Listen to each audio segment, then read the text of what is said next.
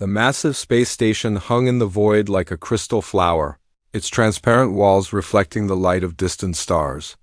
Inside the Great Hall, 12 different alien species had gathered for what they considered a routine meeting. The Galactic Council was about to judge whether humans deserved to join their ancient civilization. Captain David Reed stood at the center of the hall, his blue uniform crisp and clean. He had spent months preparing for this moment, knowing that humanity's future depended on what happened here today. Behind him, Lieutenant Amy Torres worked quietly at a holographic display, showing images of Earth's military power to the alien representatives. The aliens were unlike anything most humans had ever imagined. Some looked like giant insects with multiple eyes that sparkled like jewels. Others appeared to be made of living crystal, their bodies catching and bending light in beautiful patterns. A few resembled floating clouds of gas that somehow managed to speak in voices that sounded like music. At the head of the council sat Clix, the representative of the hegemony. He was easily the most intimidating creature in the room, standing nearly 10 feet tall with 4 arms and a head that looked like it belonged on a praying mantis. His compound eyes studied the human presentation with what seemed like mild interest. Lieutenant Torres activated the next part of their display. "This is our most advanced weapon system," she announced, her voice steady despite the nervousness she felt. "We call it the Quantum Disruption Cannon." The hologram showed a sleek device mounted on humanity's largest warship. It looked impressive to human eyes, but Captain Reed noticed several aliens making sounds that their translators identified as laughter. The crystal beings began to resonate with frequencies that clearly expressed amusement. Clix leaned forward, his mandibles clicking together in a pattern that the translation system converted to speech. "So this is your ultimate weapon?" he asked, his tone suggesting he was talking to a child who had just shown him a toy sword. "You shoot particles at enemy ships?" More laughter rippled through the hall. The collective, a group of aliens who shared one mind across multiple bodies, buzzed with what was obviously humor. Even the normally polite syndicate representatives seemed to be struggling not to smile. "Your technology is quite primitive," continued another alien, this one looking like a walking tree with eyes made of starlight. "We stopped using kinetic weapons thousands of years ago. Our ships can bend space itself, create black holes, and manipulate the very fabric of reality." Captain Reed felt his face grow warm, but he kept his expression neutral. He had known this might happen. Earth scientists had warned him that human technology was far behind what the galactic civilizations possessed. But he had hoped that humanity's determination and creativity might impress the council. Clix stood up, his massive form casting a shadow over the human delegation. "Captain Reed," he said, his voice carrying the weight of centuries of experience, "your species shows promise. You have managed to reach the stars, which is more than many species accomplish. But your military technology is simply too backward for membership in our council." The other aliens nodded in agreement. A floating jellyfish-like creature spoke up, its voice like the sound of wind chimes. "Perhaps in a few hundred years, when you develop proper energy manipulation or consciousness-based warfare, you might be ready for associate membership." "Consciousness-based warfare?" Captain Reed asked, genuinely curious despite his disappointment. "Oh, yes," replied the jellyfish creature. "We can attack an enemy's mind directly, make them forget how to operate their ships, or even convince them that they never wanted to fight in the first place. Some of our more advanced members can rewrite the laws of physics in small areas of space." Lieutenant Torres whispered something to Captain Reed, who nodded grimly.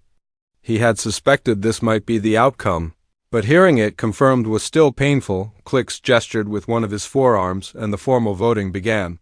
One by one, each species cast their decision. The crystal beings sang a declining note.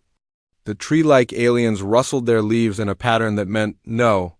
The gas clouds swirled in rejection. When the voting was finished, the result was unanimous. Humanity's application for membership in the Galactic Council was denied. "I am sorry, Captain Reed," Clix said, though he did not sound particularly sorry. "Your species is simply not ready. Come back in perhaps 2 or 3 centuries. when you have developed weapons that can at least threaten our shielding systems. As the council session ended, Captain Reed gathered his materials with as much dignity as he could manage. He could hear the aliens talking among themselves, their comments translated by his universal communicator. "Did you see their quantum cannon?" One of them was saying, "They think disrupting molecular bonds is advanced warfare." "Quite amusing," replied another.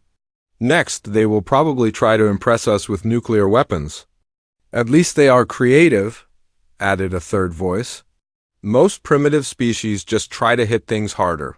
These humans have at least discovered quantum mechanics."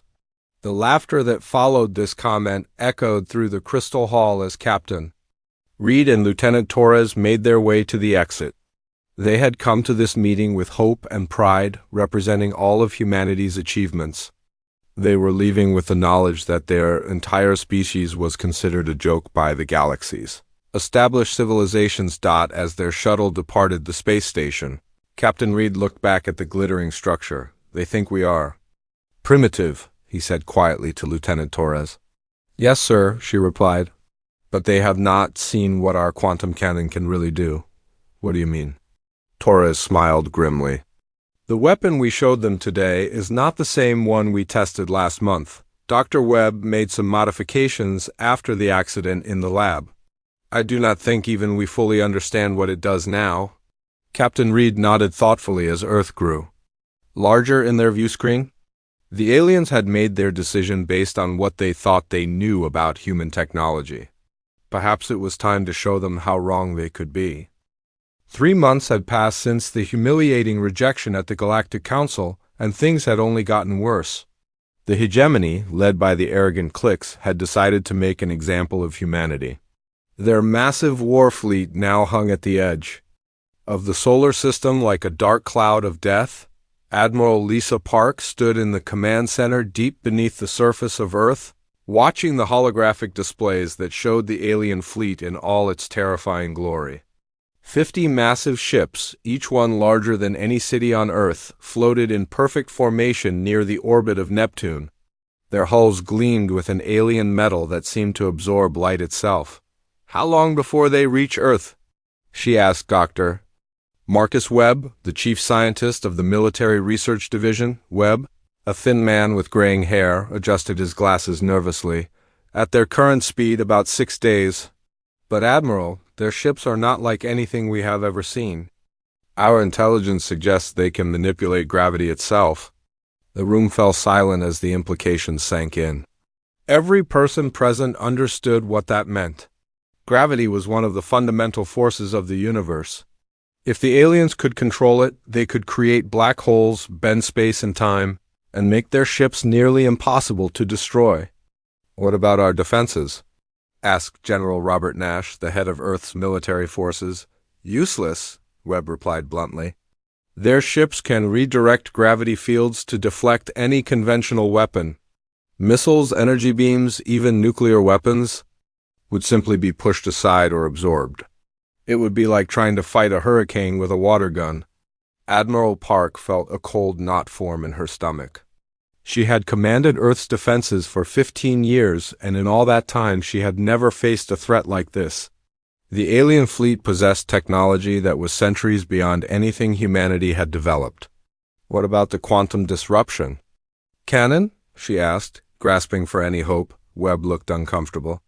"That is our only weapon with any chance of success, but even then, the odds are not good.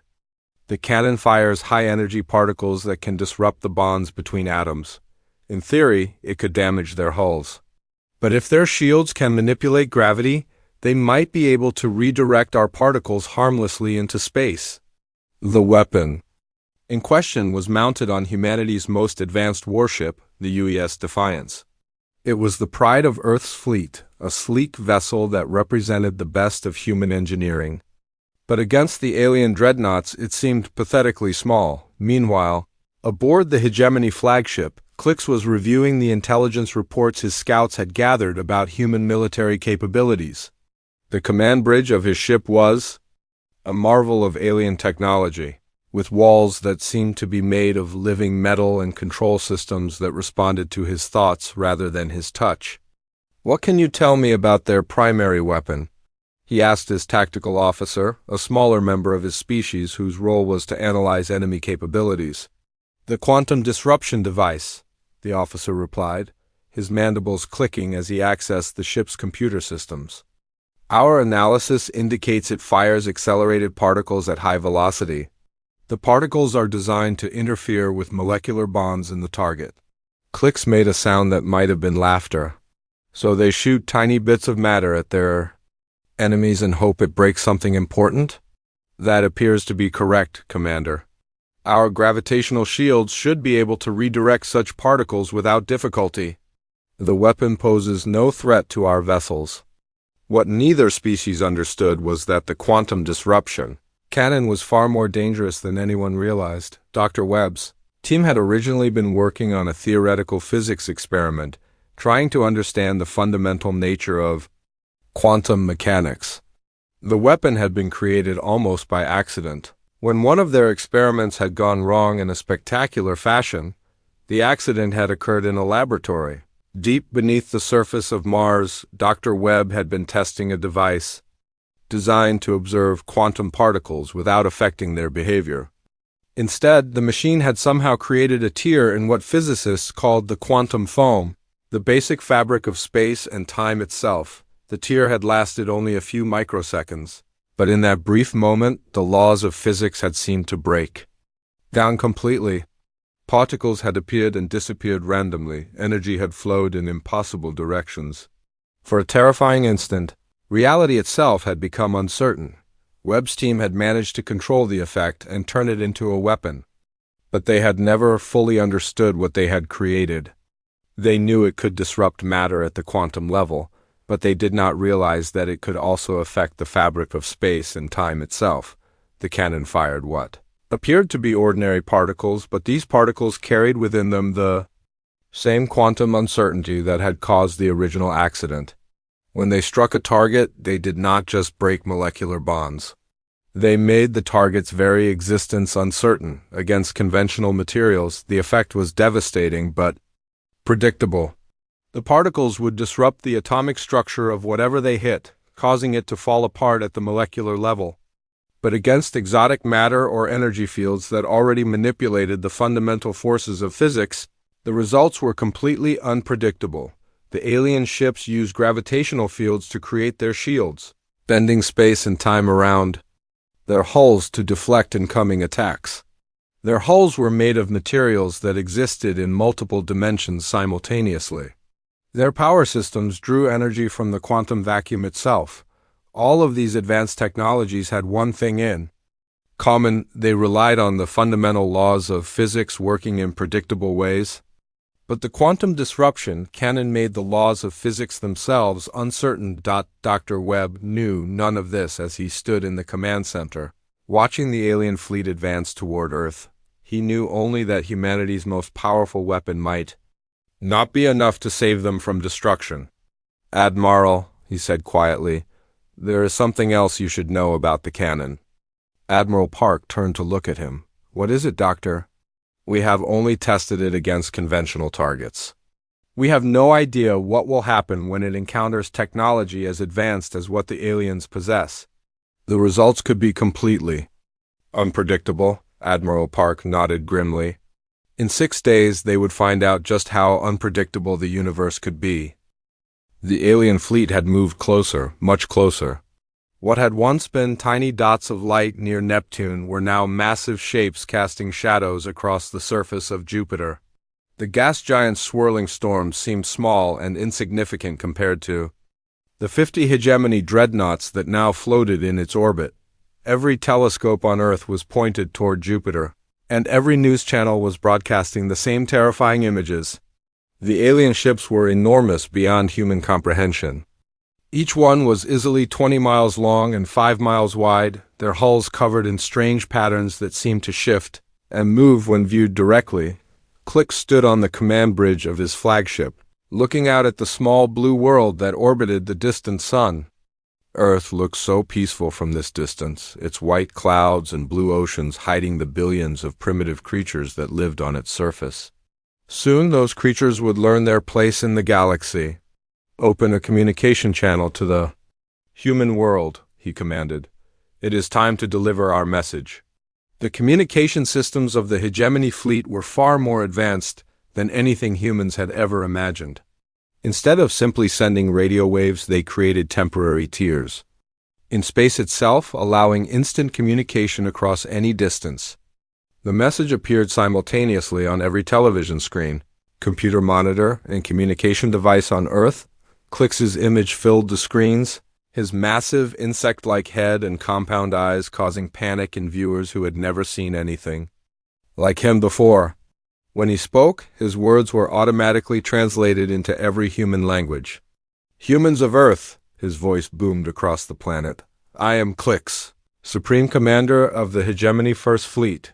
You have been judged by the Galactic Council and found wanting. Your species lacks the wisdom and technology necessary to join the civilized worlds. On Earth, billions of people watched in horror as the alien commander continued his speech. In the military command center, Admiral Park felt her hands clench into fists as she listened to the ultimatum. Your attempts to join our council were amusing, Clix continued, but your primitive weapons and backward thinking make you unsuitable for galactic citizenship. Therefore, the hegemony has decided to take responsibility for your development. The alien commander paused, letting his words sink in before delivering the final blow. You will immediately surrender all interstellar travel capabilities. Your space fleet will be dismantled. Your quantum weapon will be destroyed. In return, we will allow your species to continue existing under our guidance and protection. You have 24 hours to comply with these terms. The transmission ended, leaving Earth in stunned silence. Then the panic began. In major cities around the world, riots broke out as people realized that their entire civilization was about to be enslaved by alien masters. Stock markets crashed. Governments called emergency sessions. Religious leaders proclaimed that the end times had arrived. In the command center, Admiral Park was already planning humanity's response. She had spent her entire career preparing for threats to Earth, but nothing had prepared her for this. Still, she refused to give up without a fight. Get me Captain Reed, she ordered, and send word to every ship in our fleet. We are going to meet these aliens head-on. Captain Reed, recently promoted to fleet commander after his experience with the Galactic Council, received the call aboard the UES Defiance. The ship was humanity's most advanced warship, but even it seemed small compared to the alien dreadnoughts. Admiral, Reed said when the communication link was established, what are your orders? We are going to fight, Park replied simply. I know the odds are against us, but I would rather die as free humans than live as alien slaves. Reed nodded, understanding completely. How many ships can we muster? Everything we have. 12 destroyers, 6 cruisers, and your flagship. 60 ships in total. The numbers were sobering. 60 human ships against 50 alien dreadnoughts, with each alien ship possessing more firepower than humanity's entire fleet combined. It would be the most one-sided battle in the history of warfare, but as word spread through the human fleet, something remarkable happened. Not a single captain requested permission to withdraw. Not one crew member asked to be transferred to a safer assignment. Every man and woman in the fleet volunteered to face certain death rather than surrender their freedom. Lieutenant Amy Torres, now serving as Reed's tactical officer, ran final checks on the quantum disruption cannon. The weapon had been their pride and joy just a few months ago, but now it seemed like a child's toy compared to the alien technology they would face. Captain, she said quietly, the weapon is ready, but I have to ask, do we really think this will work? Reed looked out at the stars, knowing that somewhere among them, an alien fleet was preparing to destroy everything humanity had built. I do not know, Amy, but we have to try. Every species in the galaxy had to prove themselves somehow. Today we proved that humans deserve their place among the stars. As the human fleet began to move toward Jupiter, Earth's population watched with a mixture of fear and pride. Their military was hopelessly outmatched, but they were going to fight anyway. It was perhaps the most human thing they could do. In the depths of space, the two fleets began their approach toward each other. The hegemony ships moved with the confidence of predators who knew their prey could not escape. Their weapon systems began to charge, creating visible distortions in space as they prepared to demonstrate the power of true galactic technology. The human ships moved more carefully, their crews knowing that they were sailing toward almost certain death. But they sailed anyway, carrying with them the hopes and dreams of an entire species. Clix watched the approaching human fleet with something like admiration. These primitive creatures had courage, he would give them that. It was almost a shame that he would have to destroy them to make his point. "Prepare the gravitational weapons," he ordered his crew. "When we are finished here, let the message spread throughout the galaxy. This is what happens to species that refuse to accept their place in the natural order." The stage was set for a battle that would determine the fate of humanity. On one side, the most advanced military force in the galaxy, armed with weapons that could bend reality itself. On the other, a small fleet of primitive ships carrying humanity's last hope. Neither side knew that the outcome would change everything. The two fleets met in the cold darkness between Mars and Jupiter, where the only light came from the distant sun and the glow of their ships' engines. The contrast between the two forces was striking. The hegemony vessels looked like massive creatures from some alien nightmare, their hulls covered in biometallic armor that seemed to pulse with its own life. The human ships, by comparison, looked like tiny insects buzzing around sleeping giants. Captain Reed stood on the bridge of the Defiance, watching the tactical display that showed both fleets in perfect detail. The alien ships had arranged themselves in a formation that spoke of millions of years of military evolution. Every vessel was positioned to provide maximum firepower while protecting the others. It was beautiful in its deadly efficiency. "All ships, this is Reed," he announced over the fleet communication system. "Remember, we are not just fighting for ourselves today. We are fighting for every human who ever looked up at the stars and dreamed of exploring them. We are fighting for the right to determine our own destiny." The response came back from 60 ships, their voices joining together in a chorus of determination. "Understood, sir." "We are ready." Clix aboard his flagship felt a momentary respect for the courage of these primitive creatures. They had to know they were going to die, yet they faced his fleet without hesitation. It was almost admirable in a foolish sort of way. "All ships, prepare to engage," he commanded. "Show them the power of true galactic technology." The first shot of the battle came from Clix's flagship. The main weapon of the hegemony dreadnought was unlike anything humans had ever conceived. Instead of firing projectiles or energy beams, it created a wave of pure gravitational force that rippled through space like a stone thrown into a calm pond. The gravitational wave struck 3 human destroyers that had been advancing at the front of the formation. The ships simply crumpled like paper cups in the hands of a giant as the local gravity around them increased to crushing levels. Metal bent and twisted, hulls collapsed. In seconds, 3 of humanity's finest ships were reduced to twisted wreckage. "Return." "Fire!" Reed shouted, though he knew it was probably useless. The human fleet opened fire with everything they had. Missiles streaked through space, leaving trails of light behind them. Energy weapons lanced out, their beams cutting through the darkness. Nuclear warheads detonated in brilliant flashes of light and radiation. All of it was useless. The alien ship's shields shimmered like water as the human weapons struck them. The gravitational fields around each hegemony vessel simply redirected the incoming fire, sending missiles spinning off into empty space and bending energy beams away from their targets. Some attacks seemed to vanish entirely, absorbed into parallel dimensions by the aliens' reality warping technology. "As expected," Clix commented to his tactical officer, "their weapons cannot penetrate our defenses. Begin systematic elimination of their vessels." What followed was not so much a battle as a massacre. The hegemony ships fired their gravitational weapons with precise, calculated shots. Each blast tore human ships apart at the molecular level, their hulls dissolving as the bonds between atoms were stretched beyond their breaking point. The human fleet tried to adapt, using their superior speed and maneuverability to avoid the alien weapons. But the hegemony ships could predict their movements with computer-like precision. Destroyers exploded in brilliant fireballs. Cruisers were torn in half by gravitational shears. The space between the fleets became filled with debris and the expanding clouds of vaporized metal. Reed watched his fleet being destroyed piece by piece, but he refused to retreat.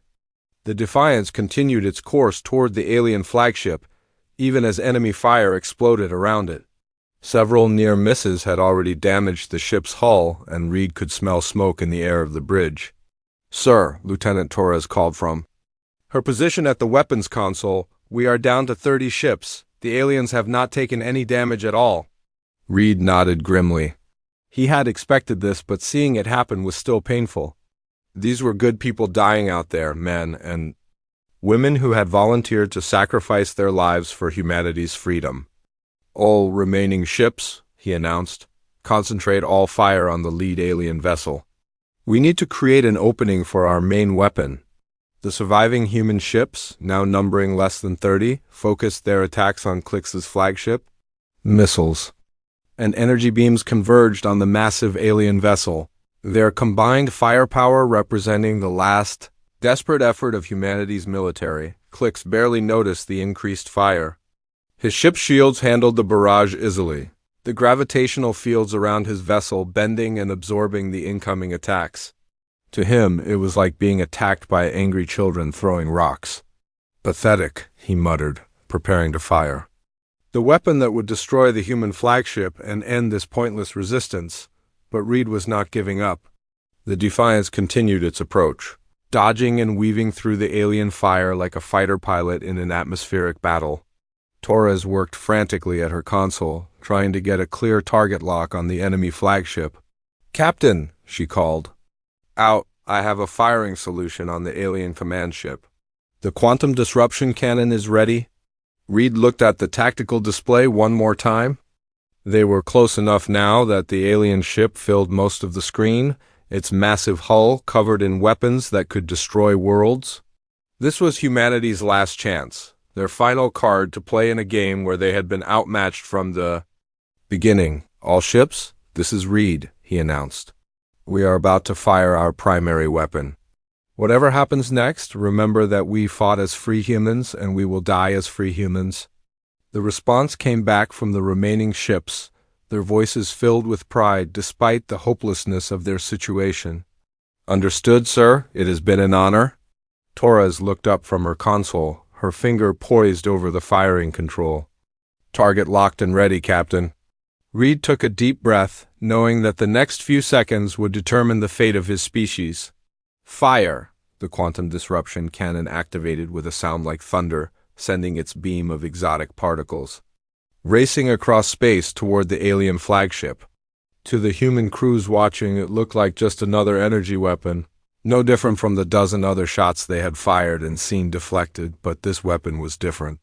As the beam approached the alien ship, carrying within it the fundamental uncertainty of quantum mechanics itself, both species were about to discover just how dangerous it truly was. The beam from the quantum disruption cannon streaked across space, looking no different from any other energy weapon the humans had fired. For a moment, nothing seemed to happen.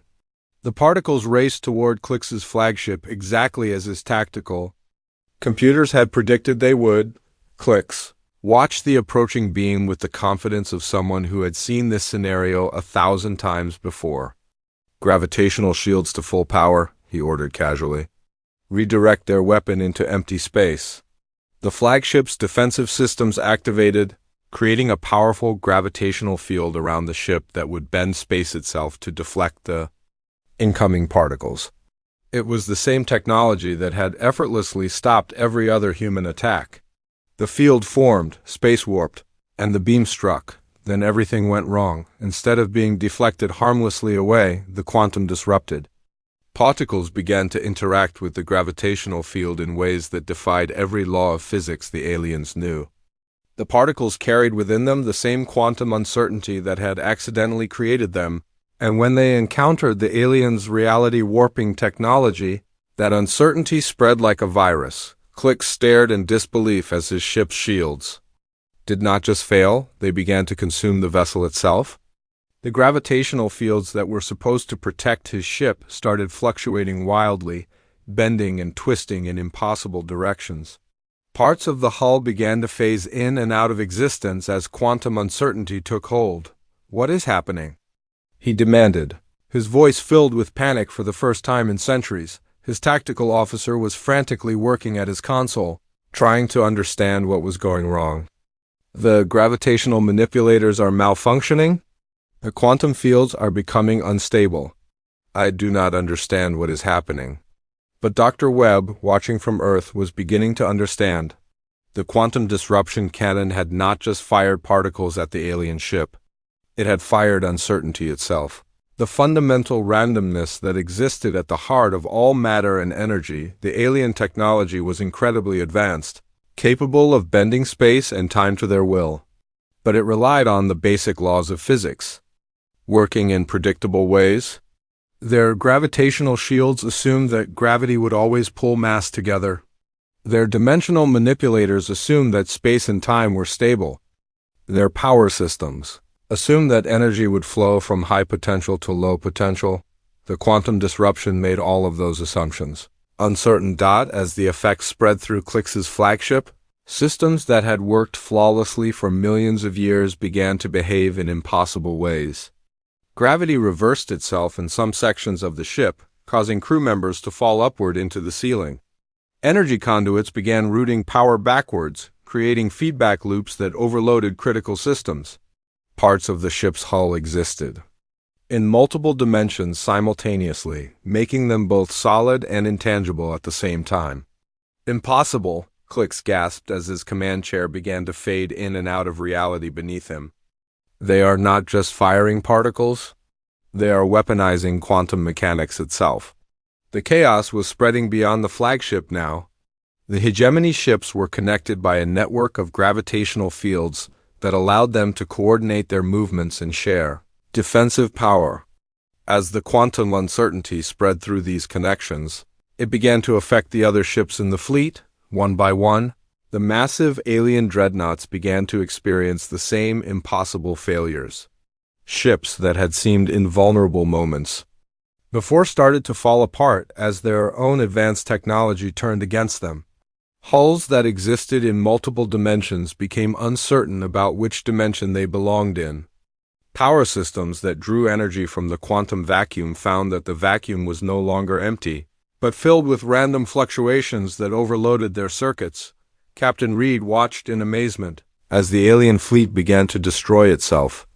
"What is happening?" he asked Lieutenant Torres. Torres was staring at her instruments in disbelief. "The quantum cannon is not just disrupting their ships, Captain.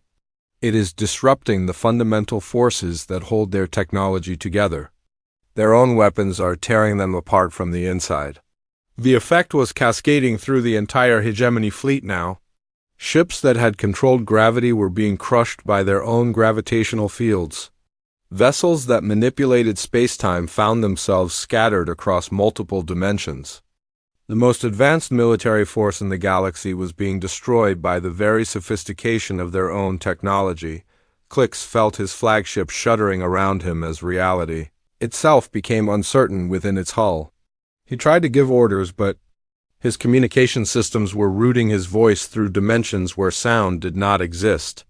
He tried to abandon ship, but the escape pods existed in a quantum state, where they were both there and not there at the same time. "Warning," announced the ship's computer, its voice distorting as the quantum uncertainty affected its processors. "Hull integrity uncertain. Life support systems in quantum flux. Recommend immediate evacuation to nowhere and everywhere simultaneously." Within minutes, the entire hegemony fleet had ceased to exist in any meaningful way. Some ships simply vanished, their matter scattered across parallel dimensions. Others became probability clouds, existing as possibilities rather than realities. A few remained partially visible, but they were constantly shifting between different states of existence, sometimes solid, sometimes energy, sometimes both. Sometimes neither doth the human fleet floated in stunned silence among the expanding clouds of exotic particles and confused gravitational fields that were all that remained of the most powerful military force in the galaxy. They had come to this battle expecting to die heroically in a hopeless fight. Instead, they had won the most decisive victory in human history. Captain Reed was the first to break the silence. Communications, send a message to Earth. Tell them, the alien fleet has been destroyed. Sir, Torres asked quietly, what do we tell them about how we did it? Reed thought for a moment, looking out at the space where 50 alien dreadnoughts had been just minutes before. Tell them the truth? We shot quantum uncertainty at ships that relied on the laws of physics being certain. And it turns out the universe has a sense of humor. The news of humanity's victory spread through the galaxy faster than light itself, carried by the same quantum communication systems the aliens used. The species that had laughed at humanity's primitive weapons were now fleeing to the far edges of known space, terrified of a race that could make reality itself uncertain. 6 months later, Captain Reed stood once again before the Galactic Council. But this time, he was not asking for membership. He was accepting it. The same aliens who had mocked humanity's weapons now spoke with the greatest respect. The crystal beings sang harmonious notes of welcome. The gas clouds swirled in patterns of admiration. Even the normally arrogant syndicate representatives bowed their heads in acknowledgement. The Galactic Council unanimously votes to grant humanity full membership status, announced the new representative from the hegemony, a much smaller and more humble creature than Clix had been. With a special note in our records, species possesses advanced quantum warfare capabilities. Approach with respect and caution. As Reed accepted humanity's place among the stars, he thought about the lesson they had taught the galaxy. Sometimes, the most dangerous weapon was not the one that could destroy matter or manipulate energy, but the one that could make the very foundations of reality uncertain. The universe was a much more interesting place when the laws of physics were suggestions, rather than rules. And humanity, it turned out, was very good at making suggestions.